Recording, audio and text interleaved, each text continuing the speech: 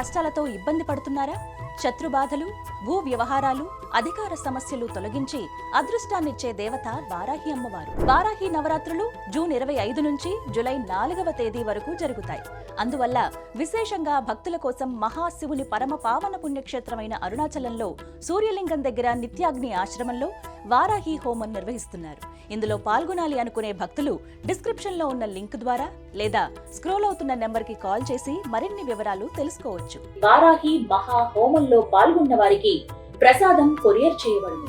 ఒక పసుపు కొమ్ము, హోమ బస్తం, పసుపు, అమ్మవారి కుంకుమ, డ్రై ఫ్రూట్స్, రక్షా కంకణాలు, అరుణాచల స్వామివారి విభూది పంపించబడును. ఆ పసుపు కొమ్మును బీరువాలో డబ్బులు పెట్టుకునే చోట పెడితే ధనాభివృద్ధి కలుగుతుంది. రక్షా కంకణాలు చేతికి ధరిస్తే ఆరోగ్య సమస్యల నుండి విముక్తి లభిస్తుంది. అమ్మవారి కుంకుమను ధరిస్తే సకల సమస్యల నుండి బయటపడవచ్చు. పాల్గొనాలి అనుకునే భక్తులు ఈ నెంబర్లను సంప్రదించండి. అరుణాచలంలో మహా వారాహి హోమంలో పాల్గొని మీ కష్టాలన్నీ తొలగించుకోగలరు. అందరికీ నమస్కారం. నా పేరు మాధురి. మీరు చూస్తుంది సుమన్ టీవీ నెట్వర్క్. ప్రస్తుతం మనతో పాటు ఉన్నారు వాస్తు కన్సల్టెంట్ డాక్టర్ శ్రీ పద్మ గారు. హలో శ్రీ పద్మ గారు. శ్రీ పద్మ గారు, కామన్ గానండి ఈ మధ్య కాలంలో ఎవరి ఇంట్లో చూసినా కూడా, ఎవరి బర్త్డే కన్నా కూడా ఒక ఐడల్ని ఇవ్వడం అన్నది సర్వసాధారణం అయిపోయింది. అదే ఆవు దూడ. ఇది ఇంట్లో ఉంటే చాలా మంచిది అని చెప్పేసి అంటూ ఉంటారు. అంటే దీనివల్ల మనకి కలిసి వచ్చేది ఏముంటుంది, ఇది పెట్టుకోవడం వల్ల ఎలాంటి మంచి జరిగే అవకాశాలు ఉంటాయంటారు? అసలు వాస్తవానికి చూస్తే ఆవు దూడ బొమ్మ మంచిది, దాంట్లో ఎలాంటి సందేహం లేదు. అది మనం ఇవ్వచ్చు, తీసుకోవచ్చు, అది కూడా ఎలాంటి సందేహం లేదు.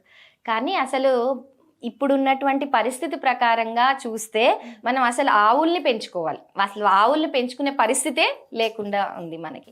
అంత ప్లేసులు లేవు, అంత ఓపికలు లేవు, వాటిని సాకే అంత డబ్బులు లేవు. కాబట్టి ఇప్పుడున్న పరిస్థితి ప్రకారంగా ఏదో మన సంతృప్తి కొద్ది అని అనుకున్నా కూడా ఆ బొమ్మని మనం పెట్టుకుని ఆవు రూపాన్ని దాంట్లో చూసుకుంటూ ఉంటాం. అయితే అది ఆవు బొమ్మ అనేటువంటిది నిజంగానే ఎంతో మంచి చేసేటువంటి విషయమే ఇది. అయితే ఇది ఈ జనరల్గా ఎక్కడ పెట్టాలి, వాస్తురీత్యా కూడా చూసుకుంటే మనము ఆవుల కోసం అనేటువంటి ఏదైతే షెడ్ మనం వేస్తూ ఉంటామో అది యాక్చువల్గా ఆవు అనే కాదు, అసలు ఏ జంతువుకైనా సరే మీరు వాయువ్య స్థానంలో పెట్టండి అని అంటారు. వాయువ్య స్థానంలో ఆవులకి కానీ బర్రెలకి కానీ వీటికి మంచిది. కానీ ఆవుకి మాత్రం మనం ఈ ఆఖరికి వచ్చి ఈశాన్యంలో పెట్టుకోవచ్చు అని అంటారు. ఇప్పుడు మన ఇంట్లో పెంపుడు జంతువులు ఉంటాయి, లైక్ డాగ్స్ అవి ఉంటాయి, వాటికి డాగ్ హౌజులు కడతారు.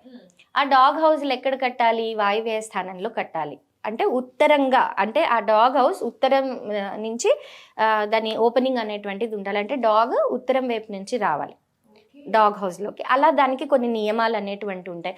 అలాగే ఈ పశువుల శాలలు ఇవన్నీ కూడా ఏవైతే ఉంటాయో వాయువ్య స్థానం, ప్రాపర్టీ యొక్క వాయువ్య స్థానంలో పెట్టాలి అని అంటారు. కానీ ఆవుకి అలాంటి ఇది లేదు. అది ఈశాన్యంలో, ఈస్ట్లో, నార్త్లో చక్కగా దాన్ని పెట్టొచ్చు. ఎందుకు?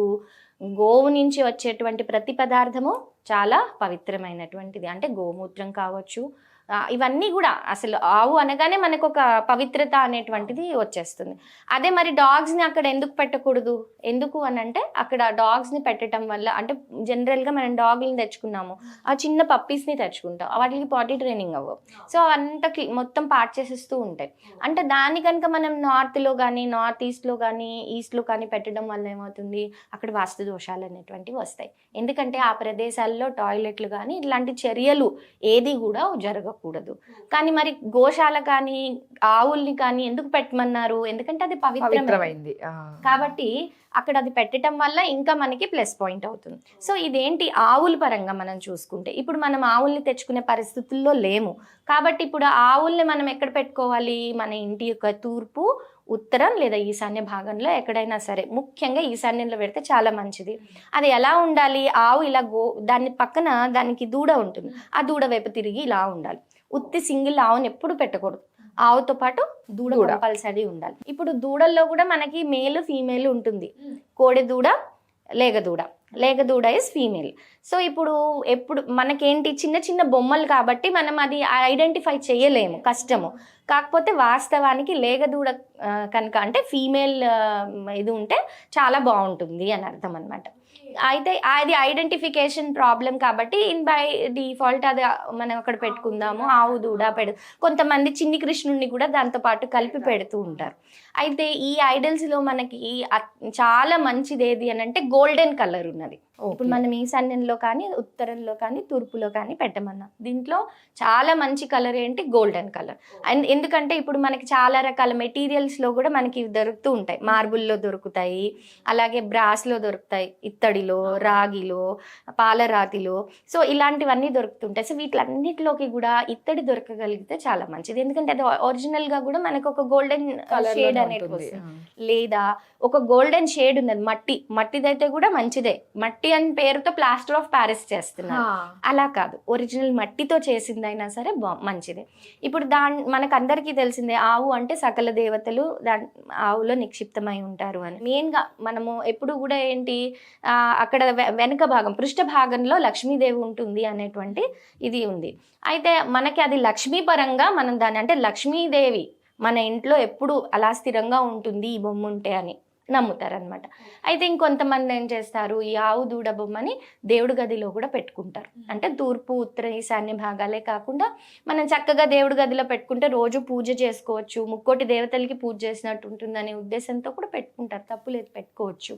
సో ఇవి ఇలా ఉండగా ఎవరికైనా ఫర్టిలిటీ ఇష్యూస్ ఉన్నాయి, పిల్లల సంతానం ప్రాబ్లం ఉంది, చాలా కష్టాలు పడుతున్నారు ఆ యాంగిల్లో, అప్పుడు వాళ్ళు ఈ బొమ్మను తీసుకొచ్చి చక్కగా దానికి ఆవుని పూజ చేసుకోగలిగితే ఈ ఆవు దూడకి ఈ సమస్య అనేటువంటి చాలా తొందరగా సాల్వ్ అవుతుంది. అంటే ఫర్టిలిటీ ఇష్యూస్కి ఇది చాలా మంచి రిజల్ట్ ఇస్తుంది అనమాట, మంచి పాజిటివ్ రిజల్ట్ ఇస్తుంది.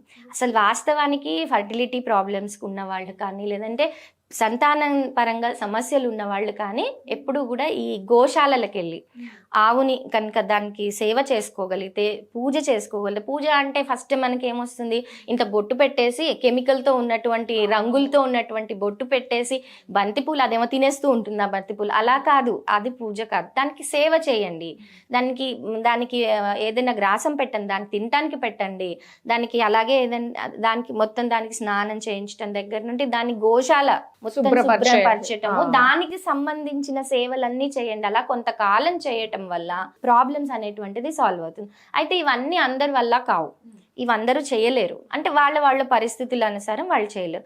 అలాంటప్పుడు మనం ఏం చేయాలి అని అంటే ఈ బొమ్మను తెచ్చుకుని మనం దీనికి నిత్య ఆరాధన, అంటే పూజ అంటే మళ్ళీ దానికి ఏదో పువ్వులు దండలు వేసి కాదు, దాన్ని మనను సేవిస్తున్నట్టుగా, అంటే మనస్ఫూర్తిగా దాన్ని ఇష్టపడుతున్నట్టుగా మనం అనుకుని దానికి పూజ చేయాలి. అంటే ప్రెసెంట్ ఉన్న పరిస్థితులకి అది అవ్వదు కాబట్టి ఆ విధంగా మనం విగ్రహ రూపంలో పెట్టుకొని చేసుకోవాలి. ఇప్పుడు భగవంతుడికి కూడా ఆకారం ఉండి పూజించే వాళ్ళు కొంతమంది అయితే భగవంతుడికి ఆకారం అనేది లేదు, నిరాకారుడు అనేటువంటి వాదించే వాళ్ళు 2 రకాలు ఉన్నారు. అయితే ఇది అసలు ఒక బొమ్మను పెట్టి కొలవటం అనేది ఎందుకు జరుగుతుంది, ఎందుకంటే ప్రతి ఒక్కళ్ళకి అంత మైండ్ కాన్సన్ట్రేషన్తో ఉండదు. కాన్సన్ట్రేషన్ పెట్టి ఆ భగవంతుడిని ఊహించుకుంటూ ఆయనను ఆరాధించడం అనేది చేయలేరు. కాబట్టి విగ్రహ రూపంలో ఎదురుగుండా ఉందనుకోండి, ఆయన మన ఎదురుగుండానే ఉన్నాడు కదా అనుకుని కొలుస్తాం. కాబట్టి ఈ యాంగిల్, ఈ పాయింట్ కూడా ఇక్కడ వర్తిస్తుంది అనమాట. అంటే మనం అక్కడ చేయలేనప్పుడు ఇక్కడ చేసుకోవచ్చు. ఆఖరికి వచ్చి ఇంట్లో కూడా ఎప్పుడు ఆవు పాలు, ఆవు పెరుగు ఇవన్నీ తినేవాళ్ళు, ఆవుకి సంబంధించిన వస్తువులు వాడేవాళ్ళు ఎప్పుడు కూడా హెల్తీగా ఉంటారు, ఎలాంటి రోగాలు వాళ్ళ జోలికి రావు. చాలా బాగా చెప్పారండి. అండ్ ఇందులో ఒక పాయింట్ మాత్రం అండర్లైన్ చేసుకుని మరీ వినాలి ప్రతి ఒక్కళ్ళు, ఏంటంటే కెమికల్స్, బొట్లు, కుంకుమ, పసుపు అన్ని వేసేసి చేస్తూ ఉంటారు. సో దానికి చాలా ఇబ్బంది అవన్నీ కూడా. అవి లేకుండా సేవ చాలా రకాలుగా ఉంటుంది, ఆ విధంగా చేసుకోవచ్చని మంచి విషయం తెలియజేశారు. థ్యాంక్ యూ సో మచ్ అండి.